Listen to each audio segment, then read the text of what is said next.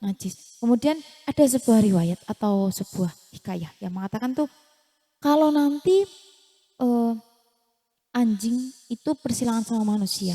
Itu kan ada yang pernah cerita rakyatnya seperti itu.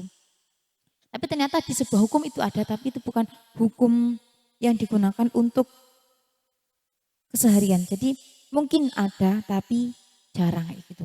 Jadi ketika nanti itu sesuatu itu bersilangan dengan sesuatu yang suci, dia tetap dihukumi najis. Tapi kalau ini nanti anjing atau babi ini bersilangan dengan manusia, kemudian itu melahirkan manusia, ini nanti hukumnya ada dua pendapat ya. Jadi kalau semisal itu yang dilahirkan manusia, itu nanti dihukumi suci. Jadi manusia itu semisal ibunya tuh manusia. Kemudian dia dihasilkan dari persilangan antara sperma dengan anjing. Misal ya ini contoh. Itu nanti manusia yang demikian dia dihukumi suci. Kalau menurut Imam Romli. Tapi kalau menurut imam yang lain itu nanti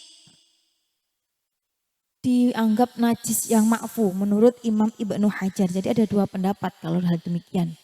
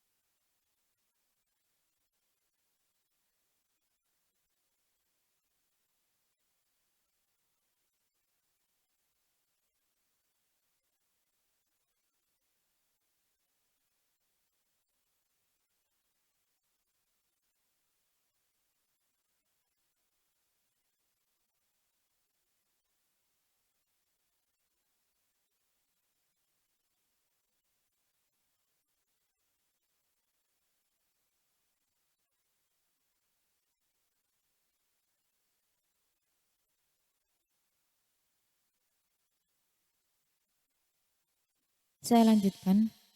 Jadi intinya tuh kalau najis mughaladah itu kan najis terberat. Cara mensucikannya itu tadi 7 kali basuhan yang mana salah satu harus menggunakan debu, campuran debu. Kemudian yang termasuk jadi najis mughaladah itu anjing dan babi.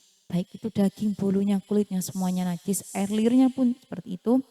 Kemudian persilangan dari keduanya juga najis. Kalau persilangan keduanya dengan manusia, kemudian itu nanti menghasilkan manusia. Kalau menurut Imam Romli itu dihukumi suci. Kalau menurut Imam Ibnu Hajar adalah najis yang dimaafkan. Tuh, kalau kemarin kan saya bilang najis ya.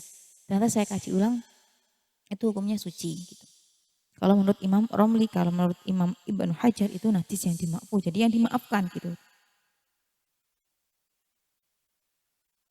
Kemudian selanjutnya najis mukhafafah, najis yang paling ringan. Di mana najis itu cara mensucikannya hanya perlu memercikan air. Jadi mau kalian elap mau enggak itu enggak apa-apa, tetap suci. Contohnya kemarin tuh air kencing anak laki-laki yang di bawah umur 2 tahun di mana belum mengkonsumsi apapun selain ASI. Jadi kalau dia kencingnya anak kecil yang seperti itu, misal tuh di sofa. Kalian cukup mempercikan air saja, itu sudah suci. Entah itu mau kalian elap atau mau kalian tetap biarkan menggenang dengan seperti itu, dengan kering dengan sendirinya, dibiarkan kering dengan sendirinya, itu tetap suci. Jadi tinggal mempercikan. Jadi kalau untuk muka papa kan najis yang paling ringan, jadi untuk mensucikannya paling mudah. Selanjutnya kita memasuki pada najis mutawasito. Di mana najis mutawasito itu dibagi menjadi dua. An-najasatu utawi najis al-mutawasitatu. Kang tengah-tengah iku nau'ani ana rong werna rupane hukmiyatun najis bangsa hukum wa ainiyatun lan najis bangsa ainiyah. Najis mutawasito itu dibagi menjadi dua, yaitu najis hukmiyah dan najis ainiyah. Kalau untuk najis mughaladah ataupun najis mukhafafah itu cuma ada satu. Jadi pengertian cuma ada satu. Kalau untuk mutawasito ini dibagi menjadi dua. Di mana nanti ada kalanya najis itu digolongkan pada najis hukmiyah dan ada kalanya nanti digolongkan pada najis ainiyah. An-najasatu utawi najis al-hukmiyah tu kang bangsa hukum. Yang pertama itu najis hukmiyah atau najis hukum, yaitu dimaksudnya cuma dia tuh tempatnya atau sesuatu itu dihukumi najis hanya secara hukumnya, bukan secara dohirnya. Dohir itu berarti yang kasat mata, yang terlihat mata. Ya allati laisa laha jismun wala ta'mun wala launun wala rihun kabaulun ghairi sofiyi idza jafa walam tadhar lahu sifatun. Yang dimaksud dengan najis hukmiyah, kemarin kita sudah membahas yang ini ya. Najis hukmiyah itu adalah sesuatu perkara yang mana secara dohirnya dia tidak ada rasa, bentuk ataupun warna, dia nggak ada sesuatu yang kasat mata. Jadi hanya secara hukum. Contoh seperti air kencing sudah kering, kemarin saya contohkan seperti itu kan nggak ada bentuk, nggak ada apa, cuma tinggal labet bekasnya. Sedangkan kalau sesuatu yang bekas air yang mengering itu kan cuma kelihatan bekasnya doang. Seperti itu, dia tuh nggak ada bentuknya, itu najis hukmiyah.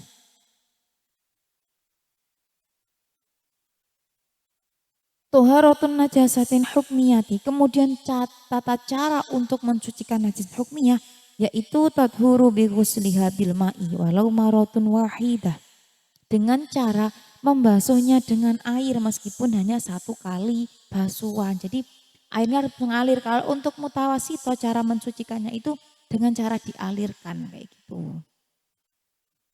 Kalian alirkan, entah itu nanti mau kalian elap dengan kain maksudnya, atau mau kalian basuh saja air dialirkan, itu tetap suci, boleh dua-duanya.